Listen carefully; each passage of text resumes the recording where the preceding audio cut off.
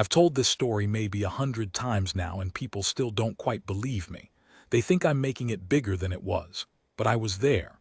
I was standing about 4 feet away when the whole thing happened, close enough to smell the leather polish and hear every word. And I'm telling you, I have never in my life watched a room change so fast. 1 minute people were laughing at a man. The next minute they couldn't look him in the eye. Let me start at the beginning, because the beginning is the part everybody skips, and the beginning is what makes it mean something. It was a Tuesday. I remember it was a Tuesday because Tuesdays were always dead. Nobody buys a £250,000 car on a Tuesday morning in October. The rich people were still at breakfast, or in Monaco, or wherever rich people go when they're not bothering us. So the showroom was quiet. Too quiet. The kind of quiet where you can hear the second hand on the wall clock and the soft hum of the lights and the faint squeak of someone's shoes on the marble. I should tell you where I worked. It was one of those dealerships in Mayfair, you know the ones. Glass front the size of a cinema screen. Cars lined up under spotlights like they were paintings in a gallery. The floor was so polished you could see your own reflection walking toward you, and they paid a man whose entire job was to keep it that way. The whole place smelled of money and new leather and that weird cold smell expensive air conditioning has. I was 23. I'd been there about 8 months. I was the youngest person on the floor by a mile, and honestly I wasn't even really a salesman yet. I was more like the kid they let stand near the cars. I made the coffee. I greeted people. I learned the spec sheets at night so I wouldn't sound stupid. I wanted it so badly, that job. I thought if I just stayed quiet and worked hard, one day I'd be the one closing deals and driving home in something with a badge that meant something. So you understand, I had every reason to keep my mouth shut that day. Every reason to just go along with the older staff and laugh when they laughed. And I'm not proud of the fact that I nearly did. Let me tell you about the people I worked with, because they matter. There was Marcus. Marcus was the floor manager and he carried himself like he owned the building, which he absolutely did not. He was maybe 45, always in a navy suit that cost more than my rent, hair slicked back, this little gold watch he kept adjusting on his wrist like he wanted you to notice it. Marcus had a way of looking at a customer and deciding in about 2 seconds whether they were worth his time. If you weren't worth his time, he had this smile. A thin little smile that wasn't a smile at all. I'd seen him use it on people who walked in wearing trainers, on a young couple who I think were just dreaming, on an old man who clearly only wanted to look. That smile sent people back out the door faster than any words could. Then there was Celeste. Celeste was Marcus's favorite and she knew it. Sharp suits, sharper voice. She talked to me like I was furniture. She had this laugh, short, dry, mean, that she only used when someone else was being made small. I learned to recognize that laugh. It was a warning sound like a kettle starting to whistle. And then there was me, Daniel, the kid with the coffee. That Tuesday morning started normal. Marcus was leaning against the reception desk reading something on his phone. Celeste was filing her nails, which she pretended was paperwork. I was wiping down a counter that was already clean because I didn't know what else to do with my hands. The clock ticked. The lights hummed. And then the door opened. Now the doors at this place were heavy. Big glass things on a slow hinge. So when someone came in there was always this little pause, the door swinging, the cold air from the street rolling in, and everyone on the floor turning to look without quite looking, the way you do. The man who walked in was not what we were used to. Was tall, that's the first thing I noticed. Tall and straight, the kind of straight you don't see in normal people, like his spine had been set with a ruler. He was maybe 50 with gray coming in at the temples and a face that was weathered in a way that told you he'd spent his life outdoors, standing in cold and rain and heat. He had on a plain dark coat, not cheap but not flashy either, just clean, pressed, simple. His shoes were polished to a shine you could have shaved in, and he moved slowly, calmly. He didn't hurry, he didn't look around in that nervous way people do when they're somewhere they can't afford. He just stepped inside, let the door close behind him and stood for a moment, taking the room in. I liked him immediately. I couldn't have told you why. Something about the way he carried himself. Like a man who'd seen a lot and didn't need to prove any of it to anybody. Marcus saw him too, and I watched Marcus do the thing. The 2-second scan. Coat okay. Watch. I could see Marcus's eyes flick to the man's wrist. It was a plain watch. Steel. Nothing showy. And just like that I saw Marcus decide. Not worth his time. The thin smile came out. "Can I help you?" Marcus said. But he said it the way you'd say it to someone who'd walked into the wrong building. Polite on the surface, with this little edge underneath that said you don't belong here. The man nodded once. Pleasant. "Good morning," he said. His voice was quiet, but it filled the room somehow. Deep, steady. "I'm interested in one of your vehicles, the dark green one by the window." I knew the one he meant. It was beautiful. A proper Grand Tourer, hand-built, the kind of green that looks almost black until the light catches it. It was the most expensive car on the floor that week. We're talking a number with a lot of zeros. Marcus's eyebrows did this little thing, a flicker, and Celeste actually looked up from her nails. "That one," Marcus repeated, slowly, like the man had asked to test drive the moon. "That one," the man said, calm as anything. "And here's where it started. Here's where I wish I could go back and say something, do something. But I was 23 and frozen, and I just stood there with my cloth in my hand." Marcus walked over. He didn't rush. He took his time, buttoning his jacket as he went, and he came to a stop a little too close to the man, looking up at him because the man was taller but managing to look down at him anyway. It's a skill that, looking down at someone taller than you. Marcus had it. "That's a very special vehicle, sir," Marcus said. The "sir" came out like an insult. "Hand finished. There's a waiting list. We don't," he glanced back at Celeste, and Celeste gave a little smirk. "We don't always have people coming in off the street for something at that level. Might I ask what you do?" It was such a rude question. Said so smoothly you almost missed how rude it was. "What do you do?" Meaning, prove to me you can afford to breathe near this.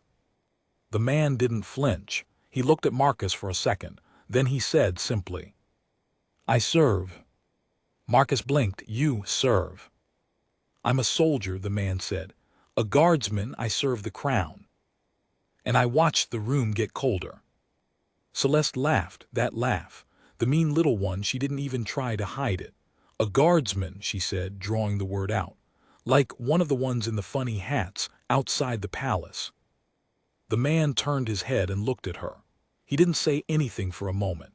And in that moment I saw something cross his face, not anger, exactly. Something quieter and sadder than anger. The look of a man who has heard this exact joke more times than he could count, and has long since stopped expecting better from people. "The bearskin," he said gently. "Yes, I've worn it for 31 years. 31 years, Celeste repeated, and she said it to Marcus, not to him, like the man wasn't even there. Standing still outside Buckingham Palace, for tourists. "Among other duties," the man said. Marcus jumped back in, and now there was a nastiness to him that he wasn't even bothering to hide. He must have felt safe. He must have looked at this quiet soldier in his plain coat and decided there was no risk at all in being cruel. "Look," Marcus said, holding up his hands like he was being reasonable, like he was doing the man a favor. "I'm not sure you understand what we're talking about here. This car, the deposit alone, is more than most people earn in a year. I don't mean to be unkind, but a soldier's salary." He let it hang there. Then he smiled the thin smile. "Perhaps there's a dealership more suited to your budget. There's a very nice place in, where is it, Celeste?" "Croydon," Celeste said, and laughed again.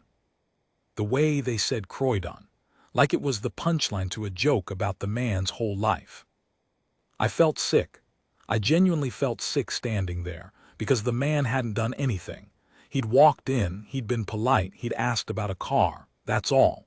And these two people I worked with, these two people in their expensive suits, were taking him apart for fun, for sport, because it was a slow Tuesday and he'd given them something to do. The man stood very still through all of it. He didn't raise his voice. He didn't argue. He just listened with this terrible patience, and I realized standing there watching him that this was a man who had spent his entire adult life learning how to stand still while things happened around him, how to hold his post, how to not react, and they were using it against him. They mistook his discipline for weakness. They mistook his calm for not understanding. They had it exactly backwards. "I'd still like to see the car," the man said quietly when Marcus had finished. Marcus sighed, a big, theatrical put-upon sigh. He looked at Celeste. He rolled his eyes, and then he did the cruelest thing yet. He just turned around and walked away, mid-conversation, left the man standing there. "Daniel," Marcus called over his shoulder, not even looking at me. "Give the gentleman a brochure, the cheap range. He can have a read." And then, under his breath but plenty loud enough, "Then get him out." Celeste went back to her nails, and I was left standing in front of this soldier, my face burning, a brochure in my hand that I hadn't even picked up yet, not knowing what on earth I was supposed to do. I want to be honest with you about this part, because it's the part I think about most. I almost did it. I almost handed him the brochure, the cheap one. I almost said the words Marcus told me to say, because I was 23 and I was scared and I wanted to keep my job, and there were two people I worked with watching to see if I'd fall in line. I had the brochure in my hand. I'd actually picked it up. I'd taken half a step toward him. And then I looked at his face. He was watching me, not angry, not even disappointed really, just waiting, calm. Like he already knew what I was going to do, and he forgave me for it in advance because he'd seen people fold 1,000 times before and he understood it wasn't really my fault. I was just young and the world was the way it was. And something about that, about him being kind to me with his eyes while I was about to be cruel to him with my hands, something about that just broke whatever it was inside me that was about to obey. I put the brochure down. "Would you like to actually see it?" I said. My voice came out smaller than I wanted. "The green one. I've got the keys. I can show you properly. The engine, the interior, everything." For a second he didn't react, and I thought maybe I'd misjudged it. Maybe he wanted to just leave, and who could blame him? Then the corner of his mouth moved, just slightly, the smallest smile I've ever seen. "I'd like that very much," he said. "Thank you, son." Son, he called me son, and I felt it somewhere in my chest, because my own dad never really said much to me kindly, and here was this stranger I'd known for 90 seconds, and he said it like he meant it. I heard Celeste's nail file stop. I felt Marcus turn around across the room. I'd gone off script. The kid with the coffee had gone off script, but I didn't care. I genuinely didn't care anymore. "It's this way," I said. And I walked him over to the green car. I want to tell you about those few minutes, because they were quiet and small and nobody else in the world saw them. But they were the realest part of the whole day before everything blew up. I opened the driver's door for him and he leaned in, didn't sit, just leaned, and he looked at the interior with this expression I can only describe as respect. He wasn't grabbing at things or pretending to know what he was looking at, the way some customers do. He just looked, took it in. He ran one finger along the stitching of the seat slowly, the way you'd touch something you admired but didn't need to own. "My father was a coach builder," he said, almost to himself. "Before the army. He'd have loved to see how they do the leather now." He straightened up. "He used to say you can tell everything about a man by how he treats things he can't afford to break." I didn't know what to say to that, so I just said the spec. The engine, the build time, all the numbers. He listened to every word. He asked good questions, real ones. And I noticed I couldn't help noticing that he never once mentioned money, never asked the price, never did the thing customers do where they wince and suck their teeth and pretend to think about it. He just talked about the car like it was a thing worth talking about. And across the showroom, I could feel Marcus and Celeste watching. I could feel them deciding I'd lost my mind. I could practically hear Marcus rehearsing what he was going to say to me the second the man left. I figured I was probably getting fired. I'd made peace with it, sort of. Some things are worth getting fired over, and being decent to a man who'd given 31 years of his life to standing still in the rain so the rest of us could feel safe, that felt like one of them. What I did not know, what none of us in that showroom knew, what I couldn't possibly have guessed, was that the quiet soldier in the plain dark coat had not walked into our dealership by accident. And he had not come alone. He'd come early, on purpose, ahead of someone. There was a reason a man like that, a man with 31 years of service, was looking at the most expensive car on our floor on a quiet Tuesday morning. There was a reason he'd been so calm while two strangers tore into him, calm in a way that, looking back, wasn't just discipline. It was something closer to patience. The patience of a man who knows exactly how a situation is going to end and is simply waiting for it to get there. Because while Marcus was sneering and Celeste was laughing, and I was nearly handing over that cheap brochure, outside, on the street, a car had pulled up to the curb. A dark one, quiet, the kind that doesn't draw attention until you notice the second one parked just behind it, and the man standing very still near the door who is very obviously not a tourist. And inside that car, checking his watch, getting ready to step out and walk through our big glass doors, was a man whose face every single person in that building would recognize the instant they saw it. But I'm getting ahead of myself. Let me tell you what happened when Marcus finally lost his patience and came marching across the floor toward us, because that's when it really began. Marcus crossed that showroom like a man on a mission.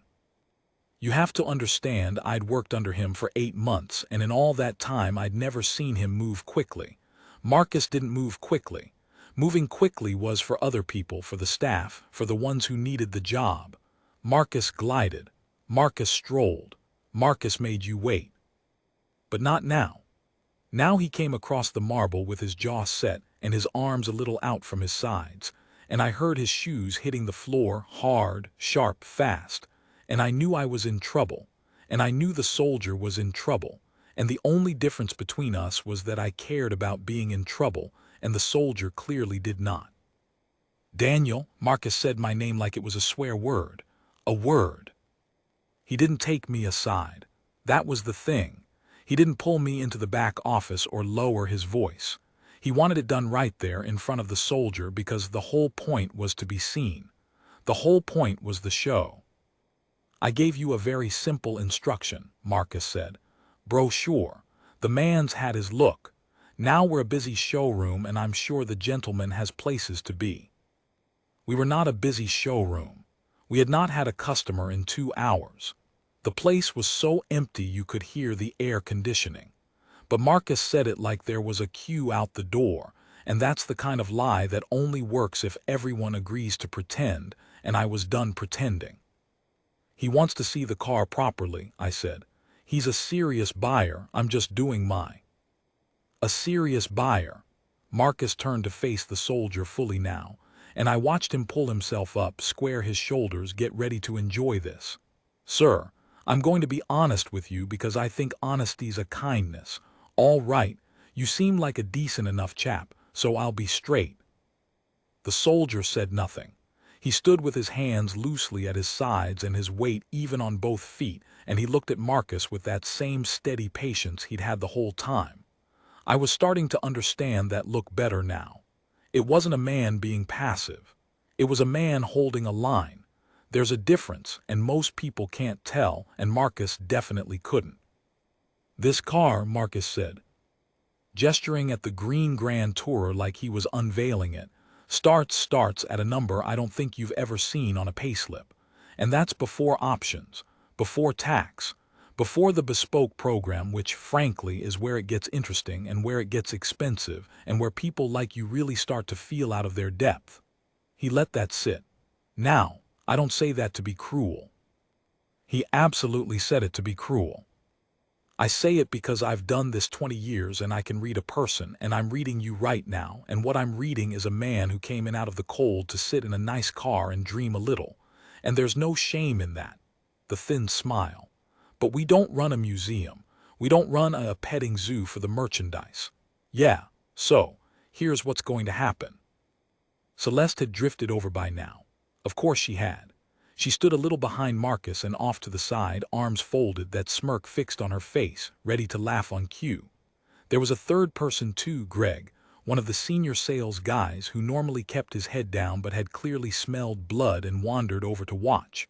So now it was four of us standing around this one quiet man, 4 against 1, in our suits on our marble floor under our spotlights. I have replayed this moment so many times.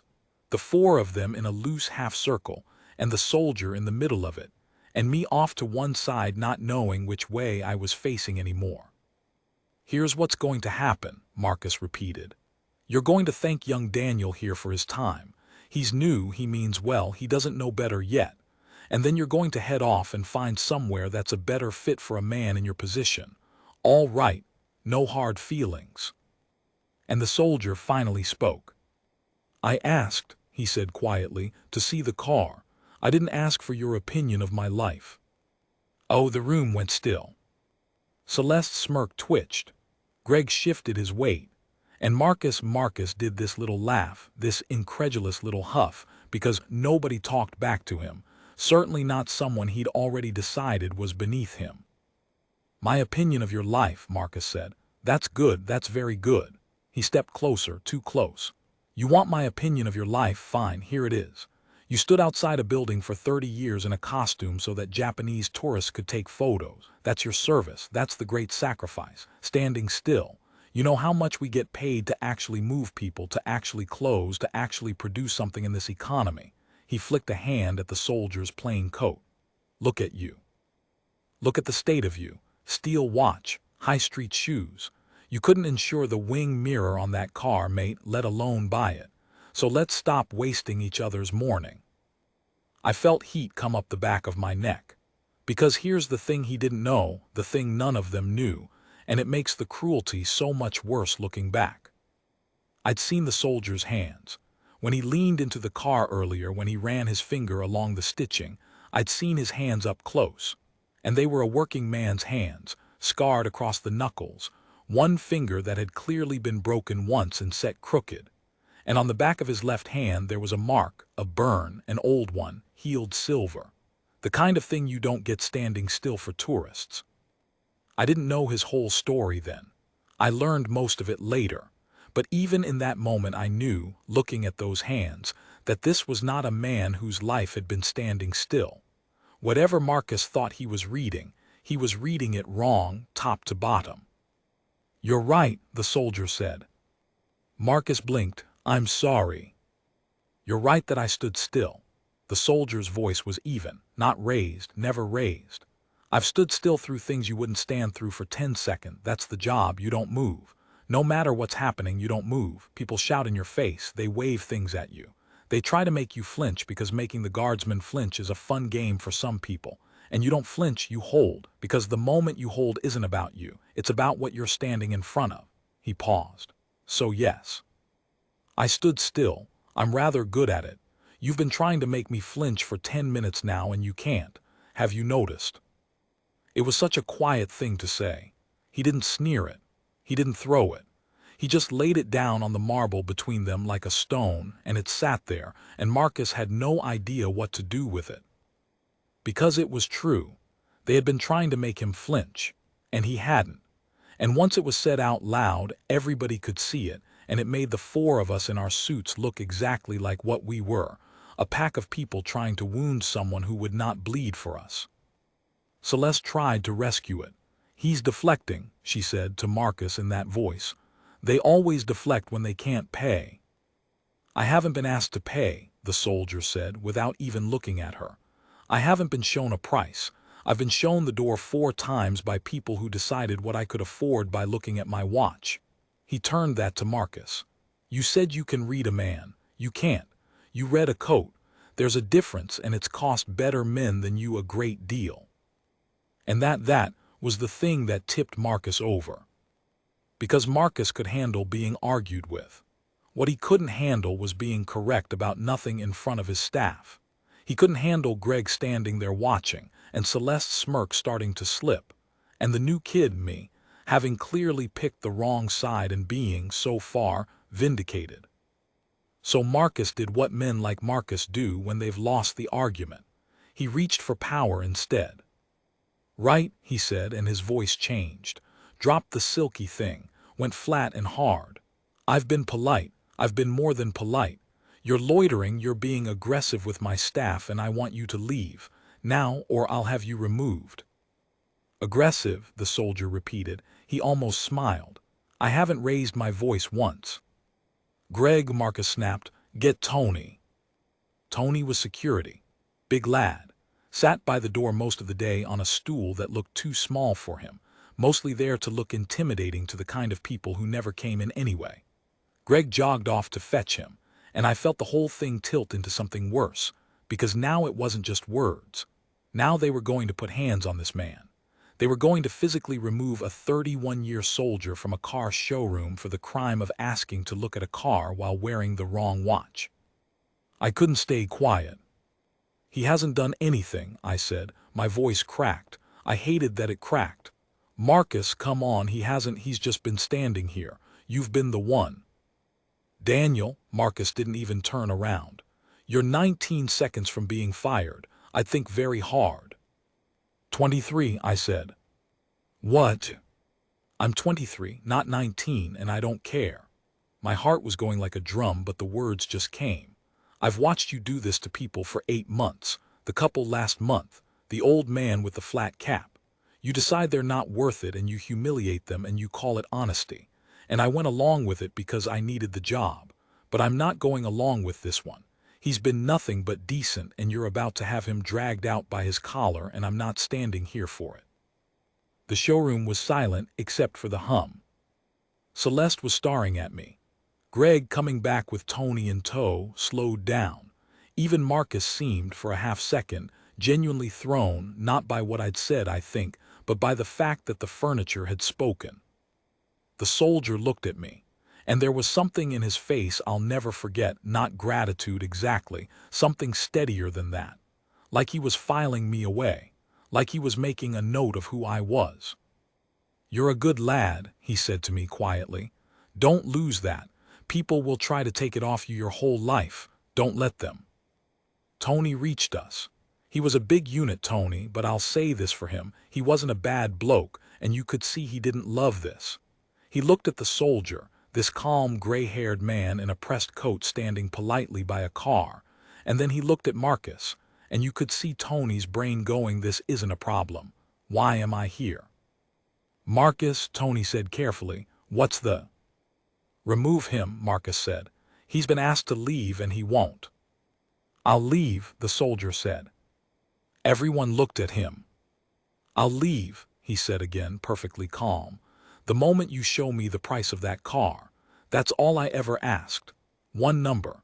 You've given me everything except the one thing I came in for. Show me the price in writing, and if I walk out without buying it, you'll never see me again and you can tell this story at dinner for years." The day you put the soldier in his place, he let that land. "But you won't show me the price. Do you know why?" Nobody answered. "Because the moment you write down a number," the soldier said, "you've treated me like a customer. And you would rather throw me out than admit, even for 1 second, even on paper, that I might be one." Marcus's face had gone a color I'd never seen on it. A blotchy, mottled red, up from the collar. "Tony," he said through his teeth. And Tony, God help him, took a step toward the soldier and put out a hand, not grabbing, just gesturing, "This way, sir, come on." And the soldier turned his head and looked at that hand, and didn't move an inch, and Tony stopped, because some instinct in him understood that this was a man you did not put hands on, a man who had been trained for a version of this that was a great deal more dangerous than a car showroom, and who was choosing, every second, not to be anything other than gentle. And it was right then, right at that frozen second, Tony's hand half raised, Marcus purple, Celeste's mouth open, me with my heart hammering and the soldier standing dead still in the middle of all of us. It was right then that I heard it. The sound of the big glass doors. That slow, heavy swing. The little gust of cold October air rolling across the marble. The doors at our place always made you turn. I told you that. There was always that pause, that reflex, everyone's head coming round. So everyone turned. And I saw, through the glass, the dark car at the curb, and the second car behind it, and the man standing very straight by the door who was very obviously not a tourist, scanning the street, one hand resting near his jacket. And I saw two more figures coming in ahead of whoever it was, sharp-suited, sharp-eyed, the kind of men whose eyes go to the exits before they go to the cars. And then between them, unhurried, in a beautifully cut overcoat with the collar turned down, and his hands easy at his sides, a man walked in through our doors whose face I had seen 1,000 times. On the news, on the front of newspapers at the corner shop, on a commemorative mug my Nan kept on her windowsill and would not let anyone drink out of. I felt the floor go strange under me. Beside me I heard Celeste make a small sound, just a little intake of breath. The smirk was long gone. And the soldier, the quiet soldier in the steel watch and the high street shoes that Marcus had spent 10 minutes pulling apart, the soldier turned toward the door, and for the first time since he'd walked in, the patience left his face. He came to attention. Heels together, spine like a rod, chin level, 31 years of it snapping into place in a single instant, automatic, the body remembering before the mind even caught up. And he held it, perfectly still.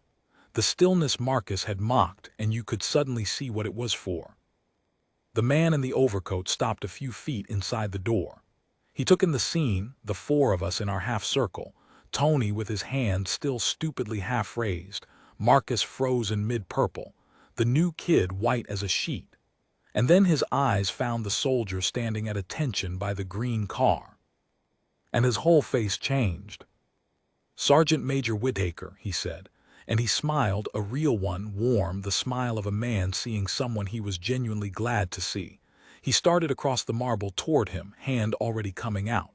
"There you are. I'm sorry I'm late. Traffic on the mall was a nightmare."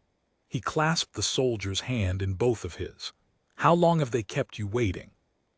And then, still holding the soldier's hand, he turned and looked at the rest of us. At Marcus. "And who," he said pleasantly, in a voice that everyone in Britain would have known anywhere, "have I got to thank for looking after one of the finest men I have ever known?" Nobody answered him. That's the thing about a question like that. Who have I got to thank for looking after one of the finest men I have ever known? It sounds like a kindness, but it isn't. It's a door opening onto a long drop, and everyone in that showroom understood all at once that somebody was about to fall through it. Marcus opened his mouth, closed it, opened it again. I have to give you the full picture of him in that moment, because I'll never see anything like it again as long as I live. The color was draining out of his face so fast it was almost funny, from that blotchy purple of 2 minutes ago, down through a sort of gray, all the way to white. His hand had gone to the button of his jacket and was just turning it, round and round, like it might save him. And his eyes kept flicking from the prince to the soldier, to the two sharp-suited men by the door and back again, doing the maths, and not liking the answer.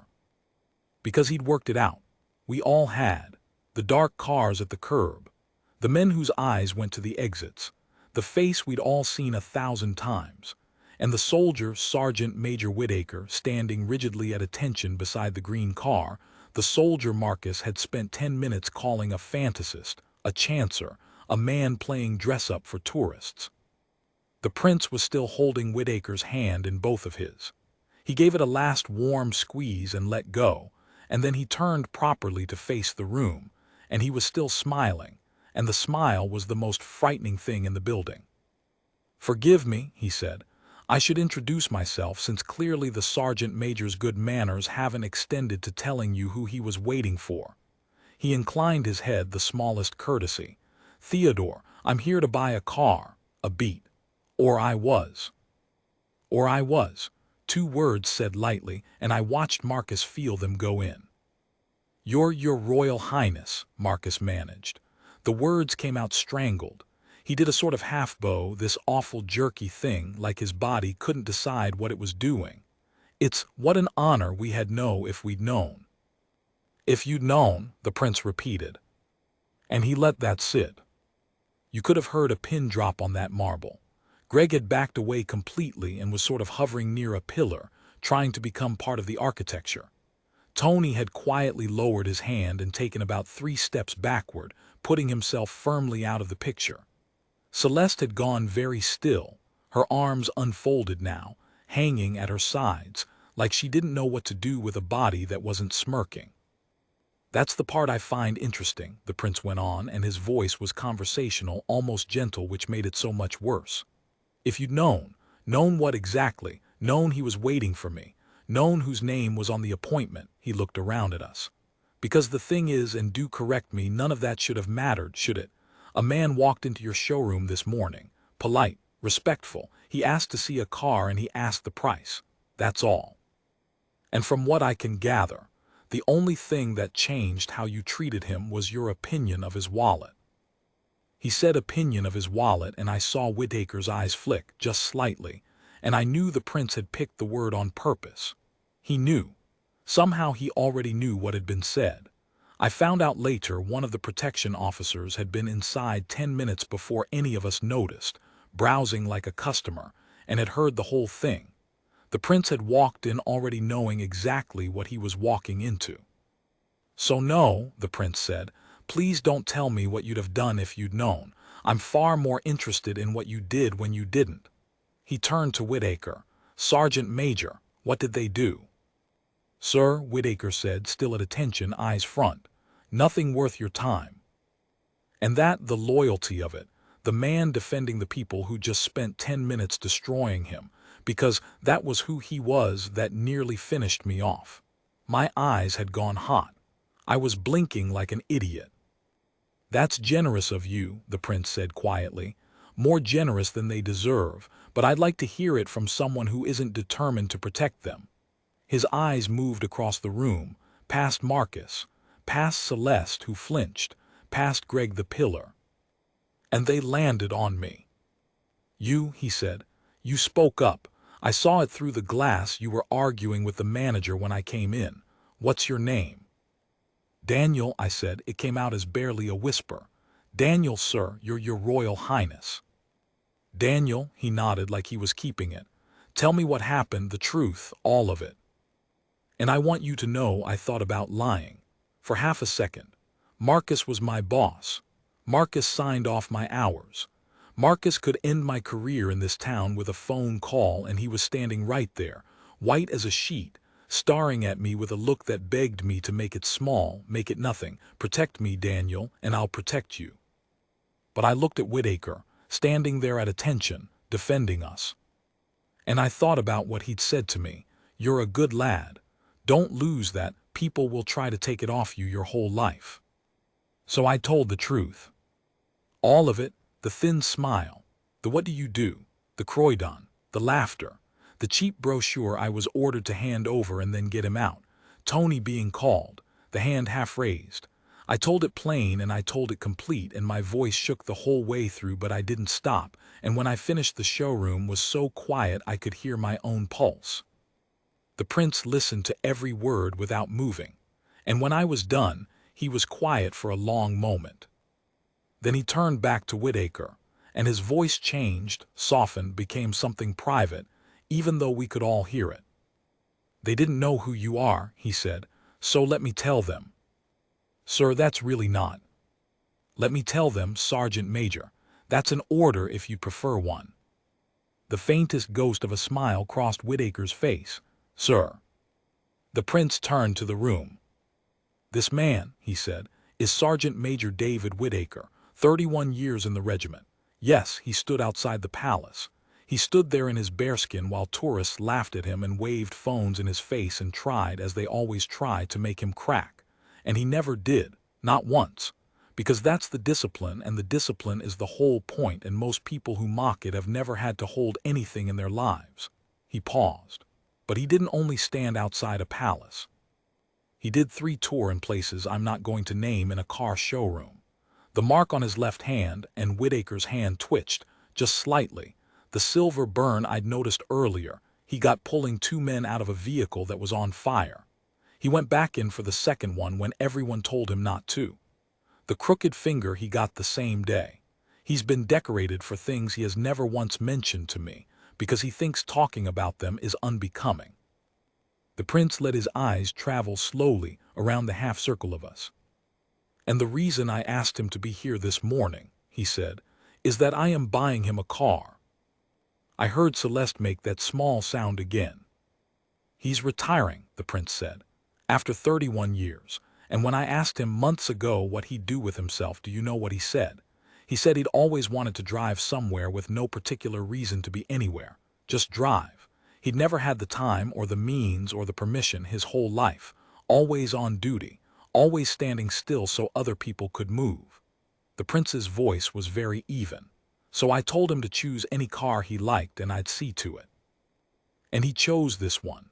He laid a hand on the green Grand Tourer, and I asked him to come ahead of me and have a proper look at it on his own first, without a fuss, without anyone hovering, to enjoy it, to take his time.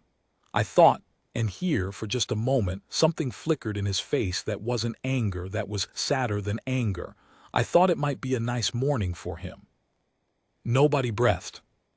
Instead, the prince said, he came in alone as a man, with no title on his sleeve and an ordinary coat on his back, and you looked at his watch, and you decided everything about him from his watch, and you tried to throw him out into the street. He turned to Marcus. You said something to him, the prince said. I'm told you said a soldier's service was standing still in a costume for tourists. Did you say that? Marcus's mouth worked. Your Royal Highness, it was a misunderstanding I never meant. Did you say it? Yes, Marcus whispered. Look at him, the prince said, quietly. Not at me, at him. Look at the man you said that to and decide whether you'd like to keep your opinion. And Marcus turned slowly and looked at Sergeant Major Whitaker, who stood there at attention, this scarred, decorated, dignified man who had pulled people out of fire, who had held his line for 31 years, who had defended Marcus 30 seconds ago to a prince, and I watched something break in Marcus's face. Whatever it was that let him do what he did to people, whatever cold little engine ran behind that thin smile, I watched it stall out completely. Because you cannot look at a man like that, knowing what you said to him, and stay the same person you were. I'm sorry, Marcus said. And for the first time all morning it wasn't a tactic. It came out cracked and small and real. Sergeant Major, I am so sorry. I had no excuse. Not because of who he was waiting for, because of who he is. I'm sorry. Whitaker's eyes shifted to him, just his eyes. I forgive you, he said, simply. It costs me nothing and I've carried heavier things. A pause. But I'd think about why you needed to know who I was before you could be sorry.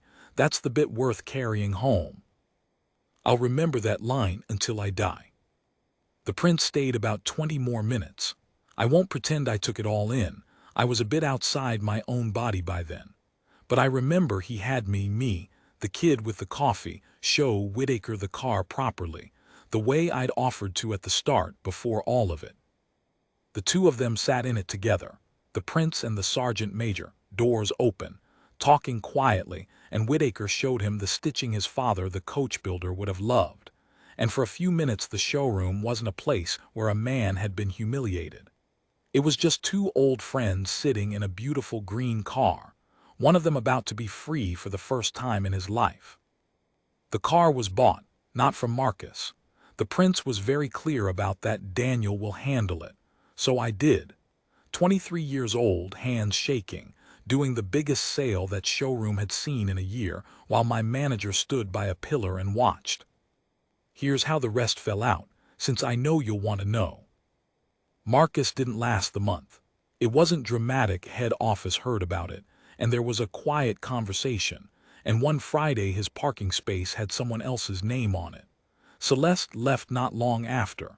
I think the place had gone sour for her, the way places do when everyone's seen you at your worst. Greg kept his head down, as Greg always did. Tony, decent Tony, got a small promotion, and once told me over a pint that the half-raised hand was the thing he was most ashamed of in his whole working life. And I told him at least he stopped, and he said yeah, but I started. And me. I got Marcus's job. Not straight away, I wasn't ready, and they knew it, but they moved me up and they trained me, and within 2 years I was running the floor. And I ran it differently. I promise you I ran it differently.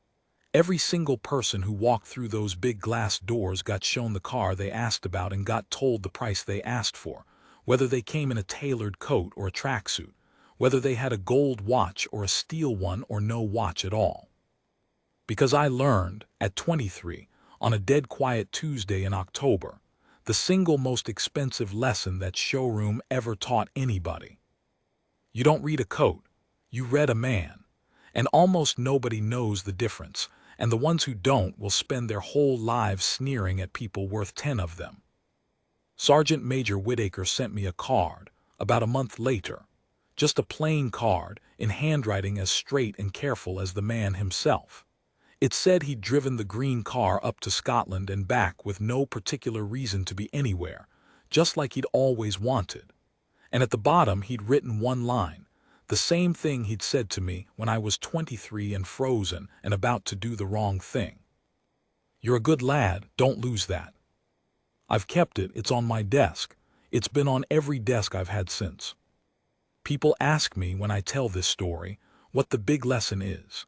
They expect me to say something about the prince, about the reveal, about the look on Marcus's face when the doors opened. And that part's good, I won't lie. There's nothing on this earth quite like watching a cruel man realize, in real time, exactly how wrong he's been. But that's not the lesson. The lesson is that the soldier was the same man at the end of the morning as he was at the start. He didn't get taller when we found out who he was. He didn't get more decent, more dignified, more worthy of respect. All of that was already there, the whole time, standing right in front of us in a steel watch and high-street shoes, while we decided he was nothing. The prince didn't change who Whitaker was. He just opened a door and made the rest of us see what had been standing there all along. And I think about that every time someone walks into a room and the people in it start sizing them up by the cost of their coat. I think about a quiet man who would not flinch. I think about a card on my desk. And I think, you never know who's standing in front of you. So treat them like you do.